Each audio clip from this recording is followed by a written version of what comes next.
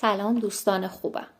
با توجه به ساخت سریال خوز میخوام شما رو ببرم به دل یکی از قصه های تلخ و پر از حسرت.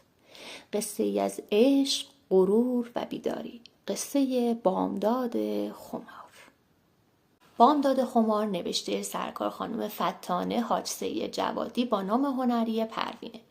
ایشون زاده سال 1324 خورشیدی در کازرون اصفهان هستند و انتشارات این کتاب هم انتشارات البرز. بامداد خمار یکی از پرفروشترین رمان‌های معاصر ایرانه و به همین دلیل از ادبیات عامه پسنده. این رمان با بحث‌های داغ و نقدهای بسیاری روبرو شده. از معروف‌ترین موافقان این رمان میشه به نجف دریابندری اشاره کرد. اما مطلب اون با واکنش تند هوشن گلشیری مواجه شده.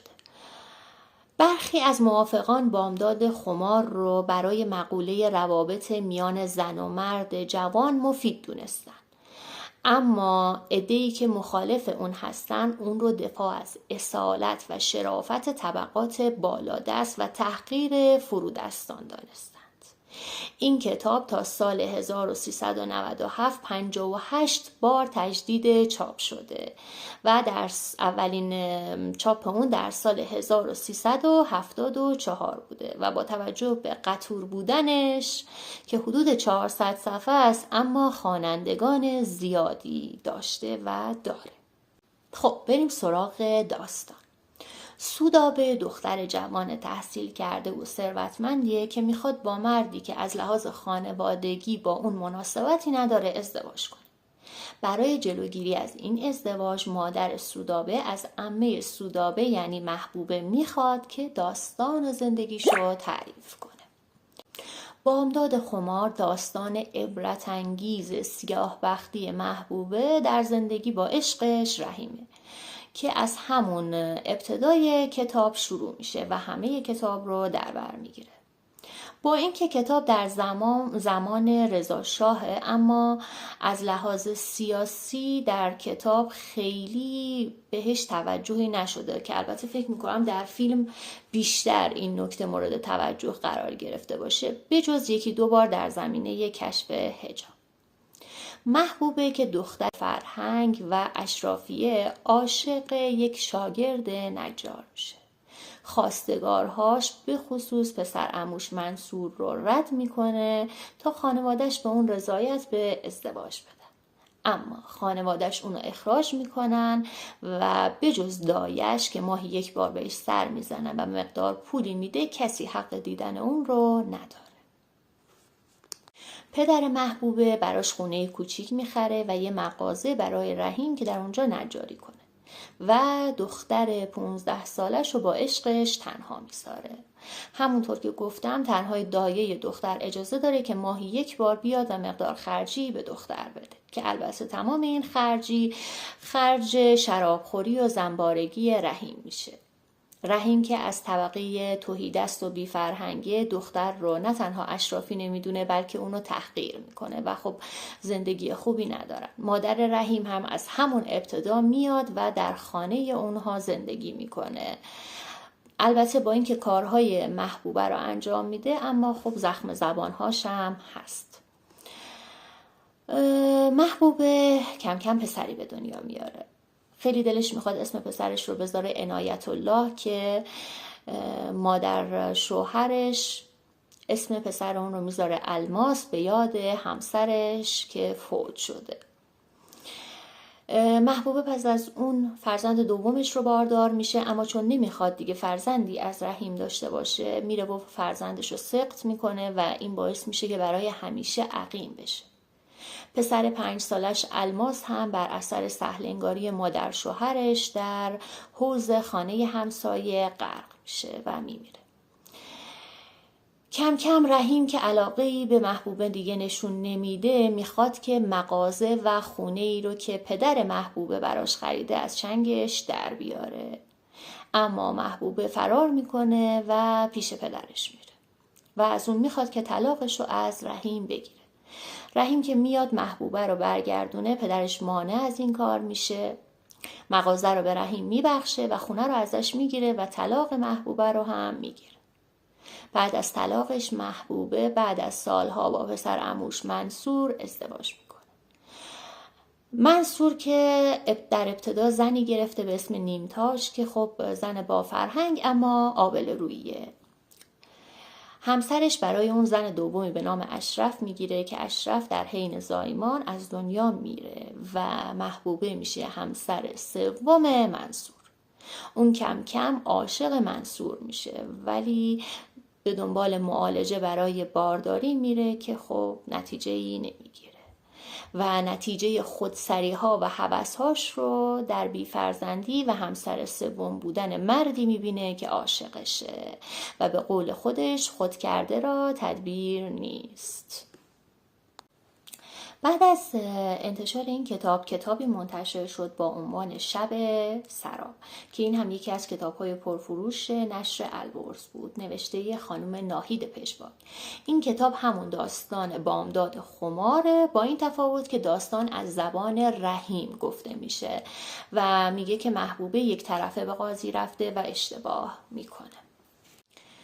ناهید پژواک تا جایی که تونسته سعی کرده که متن‌های کتاب بامداد خمار رو در کتاب خودش بیاره و به اون کتاب خیلی نزدیک باشه.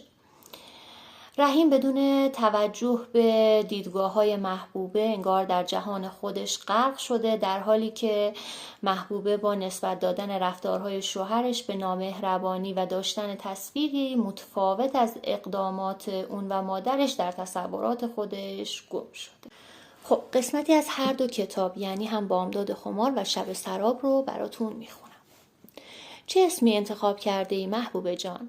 آنچه خورده بود روحیش را تغییر داده و شاد و سرحالش کرده بود. گفتم از آنجا که خدا تو را به من داده و تو هم پدر او هستی، دلم میخواهد اسمش را بگذارم عنایت الله. قشقش خندید. اگر خدا مرا به تو داده باید اسم من عنایت الله باشد. مادرش غیری به سر و گردن داد و با بیزاری گفت بس کنید ادا و اصول در نیارید، بچه بازی که نیست.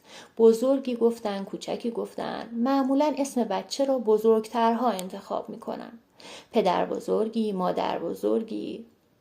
به اعتراض گفتم خانم، پدر بزرگ و مادر بزرگ به وقت خودش سلیقه به خرج دادن و اسم بچه های خودشان را انتخاب کردند. حالا نوبت ماست. اگر ما پدر و مادرش هستیم دلم میخواهد اسمش عنایت الله باشد. ناگهان اشکش مثل فواره سرازیر شد. با قهر از اتاق رفت و از تالار خارج شد. روی اولین پله نشست و گریه کنان با صدای بلند گفت مثلا من بخت برگشته مادر بزرگ هستم. 100 رحمت به کنیز. یک کلمه تعارف به من نمی کنند. تقصیر بچه خودم هست. مرا فقط برای کلفتی می خواهند. برای اینکه بخرم، بپزم و بچه داری کنم. این هم دستمزد من خاک بر سر، من که از اول بخت و اقبالم سیاه بود. یک وجب دختر را ببین چه نسقی گرفته. من و رحیم حیرت زده به هم خیره شدیم. کجا می روی رحیم؟ تو را به خدا دعوا راه ننداز. من حال ندارم. جوابی به من نداد. صدایش را از ایوان شنیدم. چه خبرت معرکه گرفته ای؟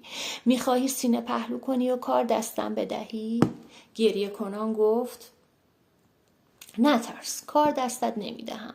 خیلی دلت می سوزد؟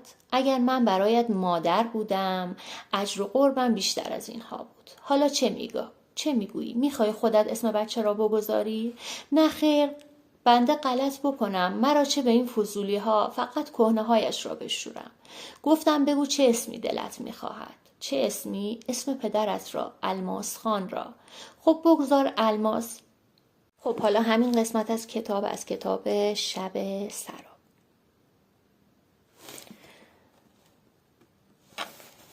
به حساب من 14 روز از تولد بچه می‌گذشت. شب 6 کدام است؟ به روی خودم نیاوردم. اگر دماغ مادر را می‌سوزاندم ممکن بود قهر کند و برود و اوضاعمان به هم بخورد. رو کردم به محبوبه و گفتم چه اسمی انتخاب کرده ای محبوبه جان؟ از آنجایی که خدا تو را به من داده و تو هم پدر او هستی دلم می‌خواهد اسمش را بگذارم عنایت الله. قشقش خندیدم. یک الف بچه با این اسم به این گندگی؟ گفتم اگر خدا مرا به تو داده باید اسم من عنایت باشد. مادرم با عجله گفت بس کنید، ادا و اصول در نیاورید، بچه بازی که نیست. بزرگی گفتن، کوچکی گفتن، معمولا اسم بچه را بزرگترها میگذارند، پدر بزرگی، مادر بزرگی. محبوبه با حالت اعتراض گفت خانم، پدر بزرگ و مادر بزرگ به وقت خودش سلیقه به خرج دادن و اسم بچه‌های خودشان را انتخاب کردند. حالا نوبت ماست. اگر ما پدر و مادرش هستیم دلمان می‌خواهد اسمش عنایت الله باشد. مادر رنجید. دیدم اشک‌هایش سرازیر شد و از اتاق بیرون رفت. اما حق با مادر بود. همیشه بزرگترها اسم می‌گذارند، بعد پدر و مادر آنچه را که دوست دارند صدا می‌کنند. و بدین جهت بچه ها 2 اسم دارن. یکی معمولا از اسامی انبیا و اولیا و اسمی که بچه را با آن صدا میزنن، از اسمهای امروزی. مثلا من بخت برگشته مادر بزرگ هستم، 100 رحمت به کنیز، 1 کلمه تعارف به من نمی کنن. تقصیر بچه خودم هست. مرا فقط برای کلفتی می خواهد، برای اینکه بخرم، بپزم، بشورم، بچه داری کنن. این هم از دستمزد منی که از اول بخت و اقبالم سیاه بود. 1 وجب دختر را ببین چه نسقی گرفته. دلم به حال مادر سوخت.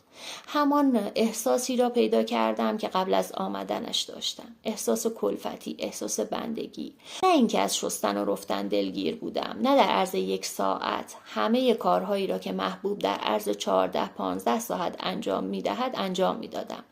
اما آن چیزی که مرا می‌آزرد این اندیشه بود که او مرا گیر آورده، نوکر خود کرده، فرمان می‌دهد، کار می‌کشد.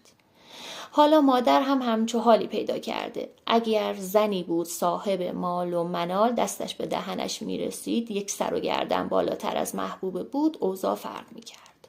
در آن موقع کار نبود، بزرگواری بود، کمک بود، محبت بود. محبوبه پشت سرم نجوا کرد کجا می روی رحیم؟ تو را به خدا دعوا راه ننداز. من حال ندارم. دروغ می گفت. به تجربه فهمیده بودم از این که با مادر سرسنگینی می کنم ارضا می شود. به من بیشتر محبت می کند. مادر هم نصف کارهایی که می کرد ادا بود. این هم یک جور دیگر حقه بازی می کرد. من بدبخت ما بین این 2 زن گرفتار شده بودم. پهلویش نشستم، روی پله ها نشسته بود. مخصوصاً آنجا نشسته بود که از جریانات توی اتاق هم بیخبر نباشد.